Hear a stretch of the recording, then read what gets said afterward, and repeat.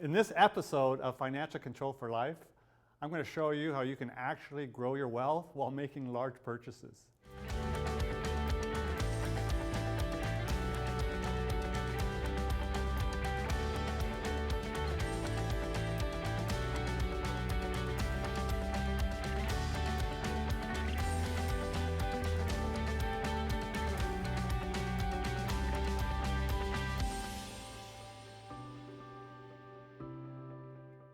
When you think about money, what comes to mind? You think about making good decisions with money. But when you think back, what did we really learn about money growing up? What did we learn in high school about money? What did we learn in university from our parents or grandparents? For me personally, I knew I liked to spend money. And that's the kind of thing I kind of thought about money. I wasn't really good at saving money. I think that a lot of people and business owners are really good at making money, but how many people are really good at saving money? Our governments aren't great examples with money because of the debt that we see, as we know. There's the latest stat that 50% of Canadians are $200 away from insolvency. There's a lot of consumer debt. So we want to learn more about financial intelligence, and that's what we pride ourselves here at MacDev Financial is financial intelligence, and we're passionate about teaching that to Canadians. One thing I learned about money is a term called opportunity cost that I didn't know about actually. And it's an Austrian economics term, opportunity cost. So what does opportunity cost mean? Opportunity cost mean is, frankly, we finance everything we buy. We either pay interest to someone else when we go and finance an automobile, for example, or we give up the ability to grow on our money by paying cash for that automobile, which is something maybe your grandpa taught you. Hey, don't buy something unless you have the money. That's great, but all that effort of saving that money now is lost because you just took that money out of savings to go and buy that vehicle. One thing that we love to teach about dividend paying whole life is the ability to use it as a financial management tool and a way to finance life's needs. You think about how much interest is going to leave your lifetime on mortgages and car loans and education. Some of the stats show almost 34% of your money will go towards interest.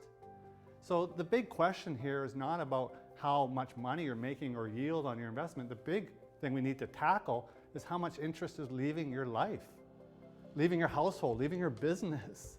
It's great to have an investment here earning 3 or 4%, but what if you had debt where it's 34% of your money or 18% of your money, or you divide how much money is going out on your debt, and some of it's 34%. So it's that debt ratio. So imagine if 34% of your money was actually building savings. And back in the 30s, 40s, and grandparents, they did what's called the 10-10-10 theory, which meant that 10% of their money was going in towards buying new vehicles and broken washing machines, 10% was going towards vacations, and the other 10 was going towards long-term financial planning or retirement. Are we doing that? Are we saving 30% of our money? No, we're not. So one thing I want to teach in this episode is opportunity costs, and that there's better ways of financing your life's needs. One phenomenal way is using your dividend paying whole life insurance policy as a vehicle to use that cash to buy an automobile. So here are the 3 scenarios. Number 1 is when you buy a vehicle, you can go and borrow that money from the car dealership and finance it there, or you can get a loan from the bank that I've done in the past. And now what happens? Well, who owns the vehicle?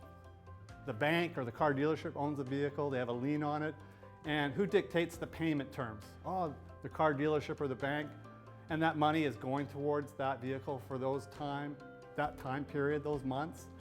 And then on the last payment, which maybe is 48th month payment, now you own the vehicle. But guess what? What if you can't make that payment? What happens? If you can't make the payment, well, the vehicle is going to be taken away from you. Is that efficient? Your money is flowing away from you. Maybe it's not a well-structured loan. That means the size of that payment versus how much you owe is not very productive. So that's one inefficient way of financing a vehicle. And hey, let's face it, sometimes you need to finance a vehicle to build your credit, which is good. But that's a way of doing it in one way. Another vehicle could be purchased from savings. And you had the cash saved up, and you took your money out of the savings account and you were so proud because you went and bought that vehicle, you own it free and clear, you're driving around, that's awesome, I saved for that, I'm so proud of that. That's great, but now what happened to your savings? Can you grow on zero? No, you can't, there's nothing left in your savings. So there's opportunity cost again. The third way, and the most efficient, and we believe, is once you establish a dividend-paying whole life insurance policy and you start to build money into it, or called capitalization, now you have a time where you can actually finance your own vehicle.